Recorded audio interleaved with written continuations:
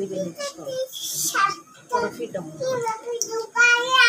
এই যে দেখতে পাচ্ছেন চিকেন, আর এখানে আছে কেচি দিয়ে কাটা মাছ। আপনারা চাইলে বটি দিয়ে কাটতে পারবেন।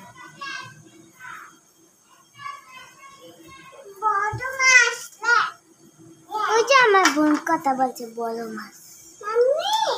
জি মাম্মি, বড় মাছ ডাক্তার। এটা চিকেন, এটা চিংড়ি। এই যে দেখতে পাচ্ছেন, ওই যে চিকেন, এটা চিকেন, আর এটা মাছ। এই যে কেচি দিয়ে কাটা হচ্ছে। ওই যে দেখতেছে ভাইয়া, যে দেখতেছে ভাইয়া। জি জি।